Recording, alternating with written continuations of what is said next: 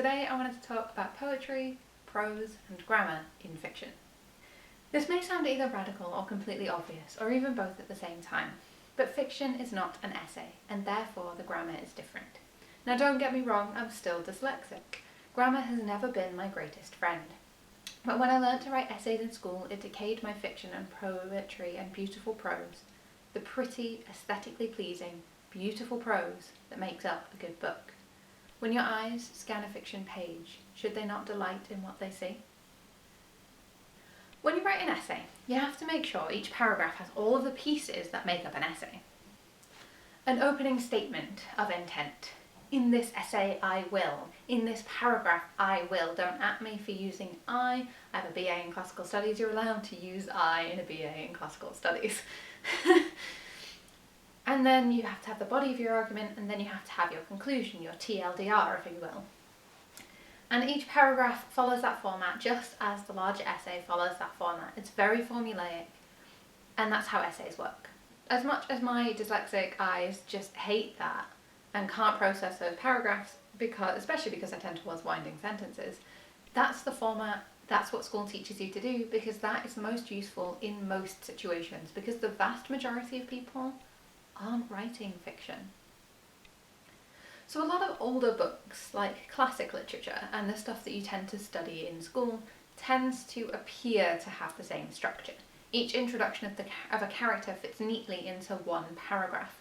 Those are the books you're studying. That's the kind of fiction that most people have to read for school, and it's the kind of fiction that most people think is like normal or ideal. They're the ones that fit the essay formula, and part of the reason that they are the ones that are used in school is because it won't decay your essay writing to read them, because you won't have paragraphs put in because it feels right, or your eyes need a break, or because you wanted to draw attention to something. All of these are real reasons I've put paragraph breaks into my novel. And how I structure my short stories as well.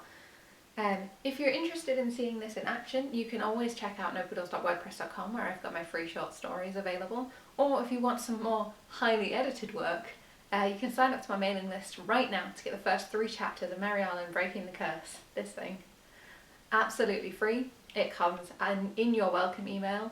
You are not beholden to hanging around on that. You can literally sign up, read the thing and unsubscribe if that is what you want to do. That is totally fair. I've done it before. I get it.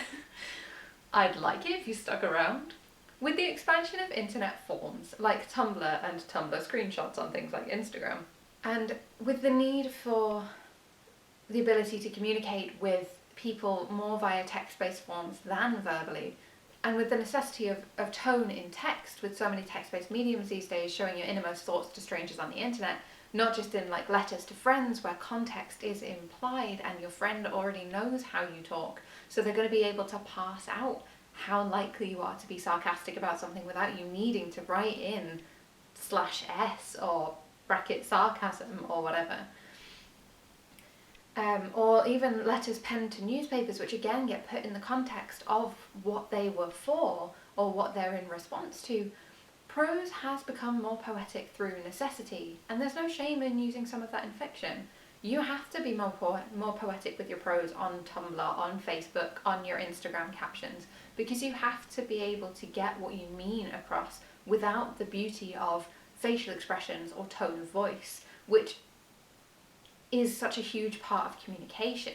Even, I'm going off my notes and my script a little bit here, but I do want to point out, because I've just realised how that might come across, and again, like little asides, big thing for me, more verbal than written, but big thing for me, love my asides.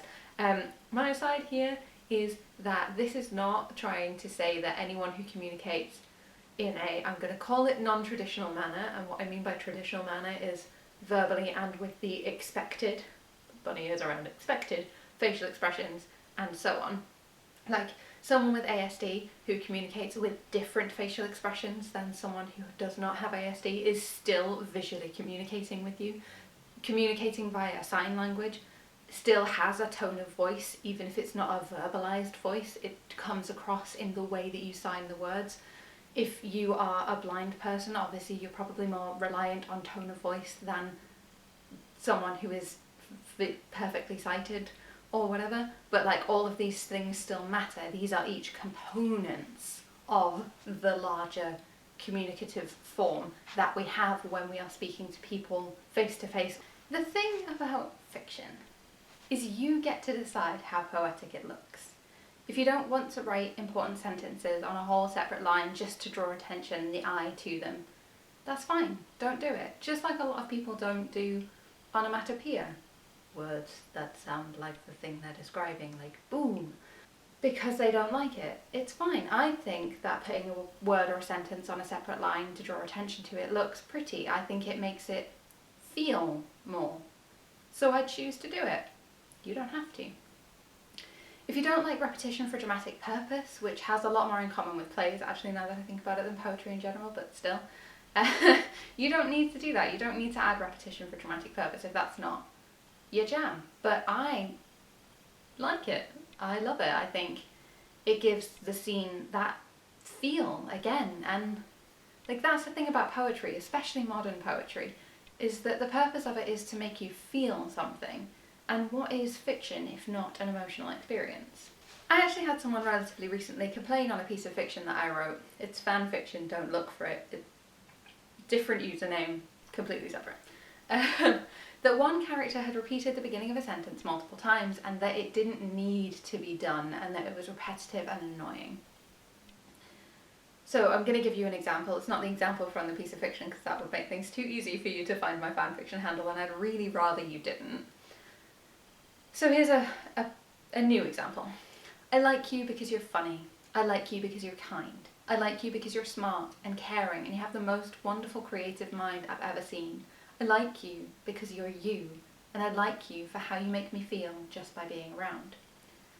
So the commenter might have preferred something more along the lines of, I like you because you're funny, kind, smart, caring, and have the most wonderful creative mind I've ever seen, because you're you, and how you make me feel just by being around. Neither of those is inherently superior to the other. They're both just fine. Maybe the second one makes you personally feel more than the first one did. But not me, and ultimately, since I'm the one writing it, I get to make the choice, and that's the choice I've decided to make. Personally, as I said, I love repetition. Maybe it's the dyslexia, maybe it's the I was going to be a professional actor for a while in me. Repetition sticks things in my head, it's impossible to ignore, it builds momentum, or when one character repeats something another character said, it connects these characters to one another. And this is something that I really enjoy doing because it's one of those things that sometimes you don't pick up on it until the second or third read through. And I love the idea that people might reread my book on purpose, not just because I've hounded my wife to do it several times. To be fair, the reason I hound my wife to do it several times is legitimately just because I need someone to undyslexic my sentences, and she's really good at it because we've been together for like almost a decade. But there's a beautiful moment in Arlan breaking the curse. This thing. I'm pointing at the mug, right? This is one of my little super fun mugs that I made for it. I don't have a physical copy of the book yet. In Arlan Breaking the Curse, there is one particular instance of a repeating set of lines that pop up 3 times throughout the narrative. And the first 2 times, it's the same 2 people interacting, and it's just the same interaction played twice. It's just 2 lines, don't worry about it. The 3rd time it happens, it's 2 different characters. And it's really interesting because it's one of those development moments where you get to see how much impact characters have on one another, and I just think that's really beautiful. And it wouldn't happen if not for the repetition. And I think it just shows that character connection, and I think there's this beautiful moment where when you echo somebody's own words back to them, it lets them hear it in a different context, and it's something that I actually do in real life a lot. And, you know, write what you know and all that, so I put it in. I like it. It's a grammatical device. And it's one that I actually understand how to use. I fully understand it, which is why I use it the way that I use it. And it's rare for me to fully understand grammatical devices because, again, dyslexia. Which is all to say, The whole point of this video is to tell you that you are allowed to take some liberties with grammar when it comes to fiction. A sentence fragment is allowed to exist if it fits the narrative voice. Winding run-on sentences are allowed to exist as long as they are understandable. It's the punctuation that will make your run-on sentences work. Paragraph breaks for dramatic effect are permitted, again, as long as they are easy to understand. And the only hard and fast rules with fiction prose is that readability is the ultimate monarch or deity or whatever overarching ruler of whatever kind you want that we are all beholden to. And you only find out how readable your prose is when you ask somebody else to read it for you. My book, Arlan Breaking the Curse, is an adult fantasy with action-adventure, heapings of magic, and a delightful, slow-burn, heartwarming romance. It's available for pre-order. It's got a very pretty look. Each page is crafted to hold your attention without tiring dyslexic or ADHD eyes, and if you get it on certain e-readers, you'll be able to change the font to Open Dyslexia, which is my favourite font, and I did really contemplate printing it in Open Dyslexia font, but I figured that would probably look a bit too weird for the neurotypicals if they open the book. I was like, whoa, what is this font? So I picked a different font. I do think about maybe releasing a special edition version. If you are a dyslexic reader and you would like to see a physical book with Open Dyslexia font, please do let me know. It is something I would contemplate, probably for the omnibus when all of the books are out, but you know, it's a whole thing. All the links for where to find and support me are in the description box, not including the like and subscribe buttons, which are next to / above the description box. Including my Instagram, my website, my Coffee account, and all the places to find more information out about Arlan Breaking the Curse, including being able to add it to your Goodreads or Storygraph TBR. Thank you for watching, and I hope you have a really good day. Let me know how much poetry and poetic prose you like to see or put into your own fiction. And I think, yeah, I'm going to mention here as well that in, what was I saying? What? No.